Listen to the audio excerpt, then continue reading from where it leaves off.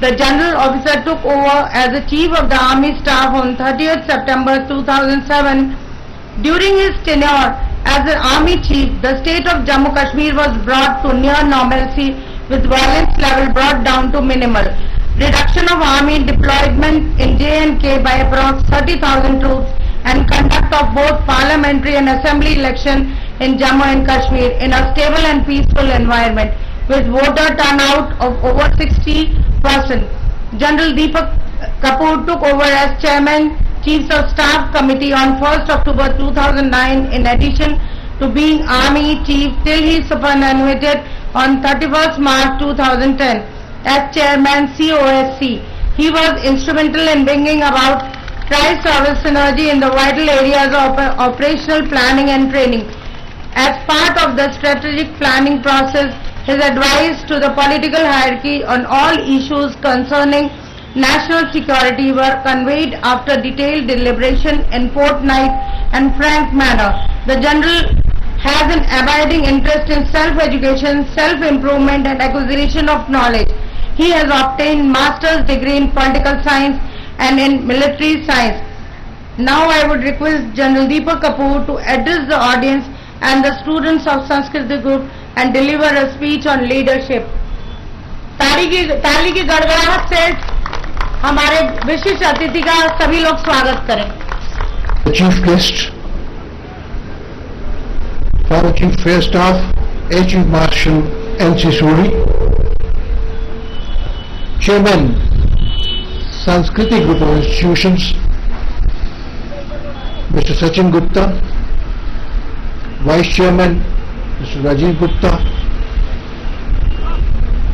an important functionary, Mr. Rajesh Gupta, the higher management of the Sanskriti Group of Institutions,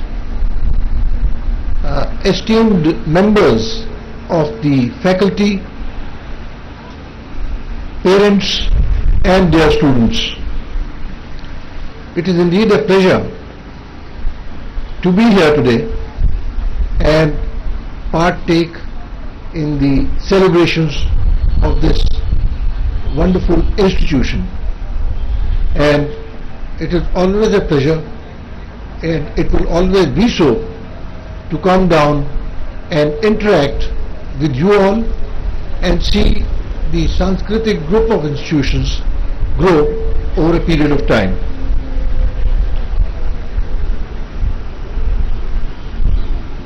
Let me talk about leadership a little later. Let me first start by giving you a small incident about leadership during the 1971 war. You know, we in that war were able to inflict a very big defeat on the Pakistan Army, which resulted in liberation of East Pakistan, creation of Bangladesh and capture of as many as 95,000 officers and men of the Pakistan Army. And in the process, while we suffered casualties, the Pakistani Army suffered much more casualties, humiliation and embarrassment. So one of our officers went to a junior commissioned officer of the Pakistani Army. This officer was from a Pakistani unit called 21 Baluch, and asked him as to what did he think about being a prisoner of war under the Indian Army, and what did he think about the war.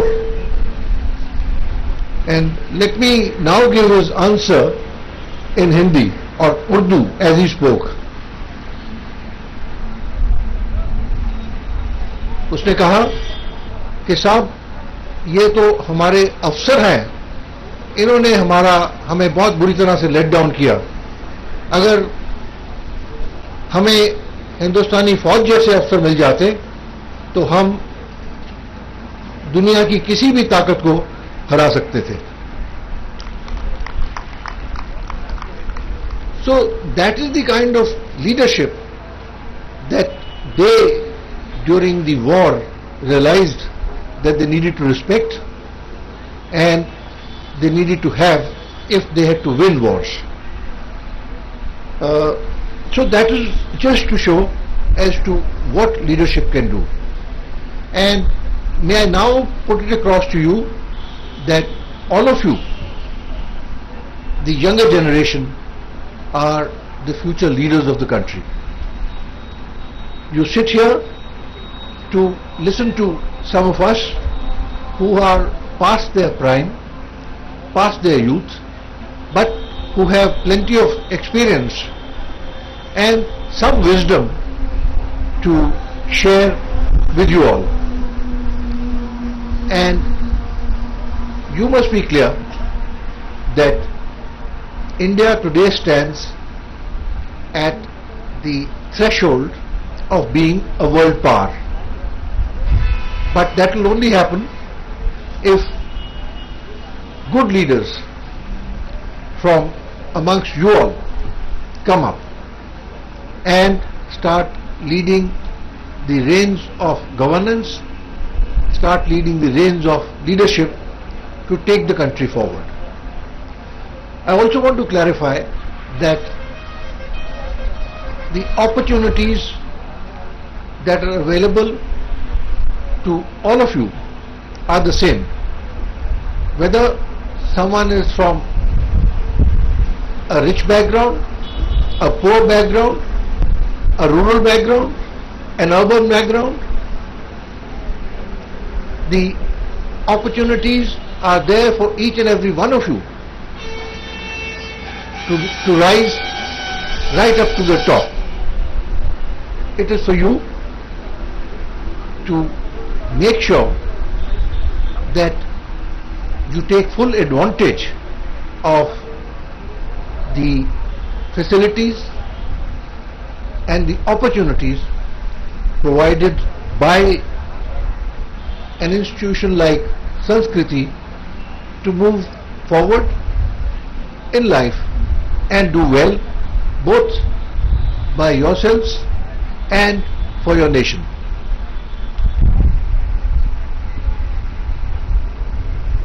Let me also at this stage point out as to what exactly is the difference between a military leader and a business leader. In very simple terms, all I would say is that while a business leader would seek to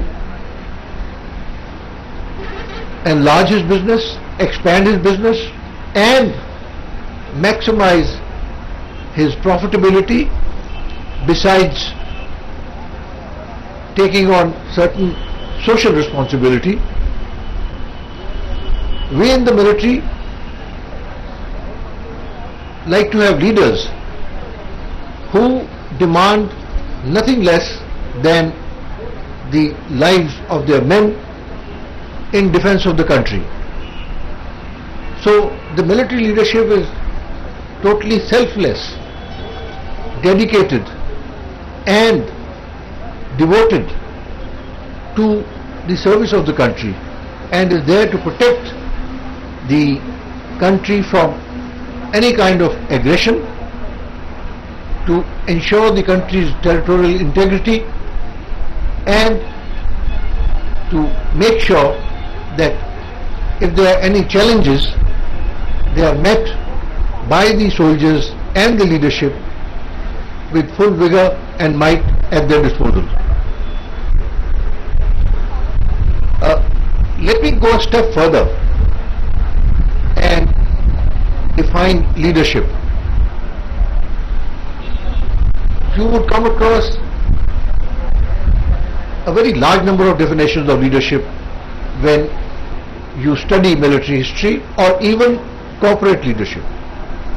But let me give you the dictionary definition of leadership, and that is, and I quote, the art of influencing and directing men towards an assigned goal in such a way as to obtain their willing obedience, confidence, respect and loyalty.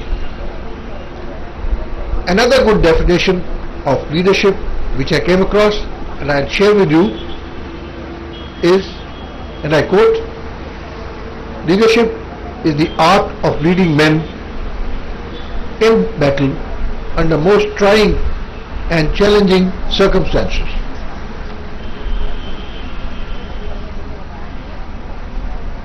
Who are the leaders? All groups are existing, but you will find at one point or the other someone in a particular group will emerge as a leader. Who is that person? How does he emerge as a leader? Well, it happens that he gradually comes out, he has an ability to take control and he has an ability to think at a bigger level than just for himself. He has an ability to think for the entire group and its progress. He looks at the common good and he likes to look at solutions to problems which this group may face, and thereafter he is able to harness the energies of the entire group towards one particular direction, towards one particular goal, so that in the end the entire group can succeed. Therefore, a good leader becomes a good coordinator who coordinates everyone's efforts. He is a good organizer. He brings out the best in everyone. He tries to smoothen the points of friction within the group. He knows as to who are the people who are within his group a bit weaker, and therefore he would like to hide their vulnerabilities and make full use of their strengths in getting optimum and maximizing results. Therefore he always attempts with his group to get the best in the least possible time and at the least expense. Some of these leaders emerge in difficult situations when the entire group at times doesn't know what to do. Then someone who has a degree of initiative, a degree of innovativeness comes forward and starts leading the group. So that brings me to the next point as to what type of leaders there are. Basically, everyone has said there are two types of leaders: born leaders and trained leaders. And as far as born leaders are concerned, we are talking about people who are born with genes of leadership. You could in this category include the old Maharajas like Babur, Humayun, Akbar, or the old political leaders or the political families like the Nehru-Gandhi family, where you had Pandit Jawaharlal Nehru, followed by Indira Gandhi, followed by Rajiv Gandhi, and thereon. So those are mostly in the born category of leaders, whereas most of the other leaders are the ones who are made. And in the words of the famous American journal George Patton, he said, leaders are both born and made, but the world basically survived on leaders which are made. And these leaders become leaders by dint of their hard work, by dint of their perseverance, their training, and their ability to think beyond themselves for the entire group. And that is the kind of quality that you need to acquire. Before I go a little further, let me clarify to you that in as far as corporate leadership is concerned, and a large number of corporate practices are concerned, most of them have emanated from the practices which have been followed very successfully in the military. And let me give you an example. We talk about on the corporate side, especially those of you who are doing MBA would know, we talk about the practice of span of control, and it has emerged after a lot of experience that one person has a span of control of 6 to 8 people. That means he can effectively supervise, control, check and guide the work of 6 to 8 people. Now this principle, which has come on to the corporate side, has basically been adopted from the military side, because in the military it was tried for the first time that every human being or an individual has limitations, and the maximum number of people he can control while doing various tasks is approximately 6 to 8. And ladies and gentlemen, let me tell you that this span of control is not the only practice which has been followed in the corporate side from the military culture, but a whole series of practices have been adopted from the corporate side, from the military side into the corporate culture. Of course, it's a different thing that once having been adopted by the corporate side, they have been very much and highly refined over a period of time to bring in perhaps greater clarity in the ultimate analysis than even the amount which has been achieved on the military side. Before I proceed any further, let me give you a short background to the 1971 Bangladesh War.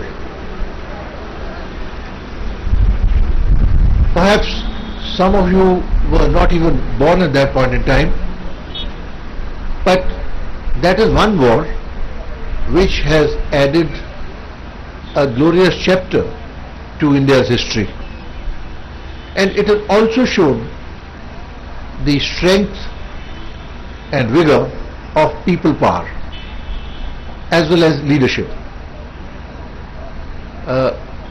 Why did this war come about? The background is something like this, that when Pakistan, which also included at that point in time East Pakistan, held their elections, they found that majority of the seats in the Pakistani Assembly was won by the Awami League, a party of East Pakistan then, but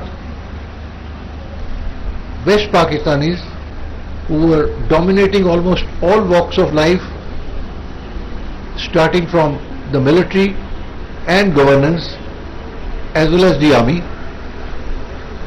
having been defeated in the elections, did not want to hand over power to the Awami League, which was then led by Sheikh Mujibur Rahman, and they wanted to continue to rule Pakistan, both sides of it, on their own. This led to tremendous amount of protests by then East Pakistan, and when that happened, Pakistan, which was then ruled by General Yahya Khan, a military ruler, let out a reign of terror in East Pakistan.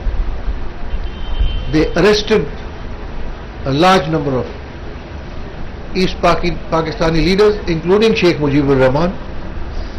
They killed a lot of people. They molested women and children of the East Pakistani population, as a result of which there was mass-scale immigration from East Pakistan to India across the borders, both towards our northeastern side as well as towards the north and western side, into all these states like West Bengal, Assam, Meghalaya, Tripura, and the Indian government had to set up a large number of refugee camps, and the refugees came from then East Pakistan in lakhs and lakhs.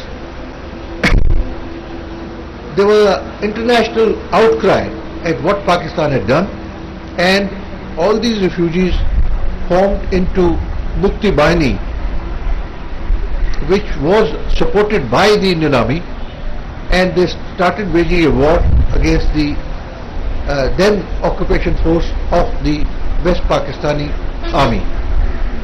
Ultimately, with the help of the Indian Army, we were able to secure a tremendous victory and take 95,000 prisoners, as I mentioned. But the essence that I am coming to is that it happened because in that crisis, East Pakistanis from amongst themselves produced leaders of the Mukti Bahini who did credit to themselves and without fearing for their life undertook operations fully supported by the Indian Army to defeat the Pakistani Army, and finally that is what resulted in formation of Bangladesh. Let me now touch upon qualities of leadership, and I'd like to put them as 5 C's, and these stand for character, courage, competence, commitment, and compassion. Character, a small example here, character of Shri Ramchandra, when to ensure that his father's vachan or his father's vow to given to his wife Kaikeyi that Ram must go for a banvas for 14 years, Shri Ramchandra left the prospect of being the ruler of Ayodhya to go out along with Sita ji and Lakshman to make sure that his father's vow which had been taken is fulfilled. That is character for you. Courage. I am going back into history to give you examples of courage. Courage like that of Abhimanyu, who knew how to get into Chakravyuh which was formed by the Kauravas, but he did not know how to come out of the Chakravyuh. Notwithstanding that, he had the courage, even though he knew that death was certain, to say that he will lead the army and break the Kauravas' Chakravyuh, even if he cannot come out alive fighting from it. And that is exactly what happened. Competence. Leaders have to be competent if they have to lead their men, and if their men have to have confidence in them. Their men must feel that the leaders can do much better than them, and so they can put their life in the hands of their leaders and carry out tasks which the leader lays down for them.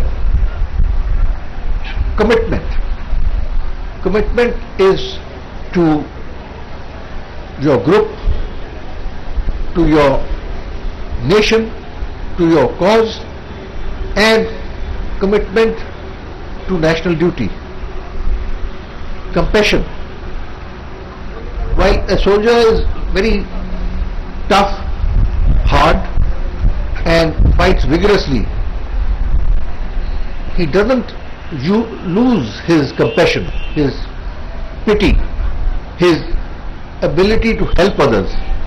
So we have a rule that even during war, if we find that one of the enemy is injured and is helpless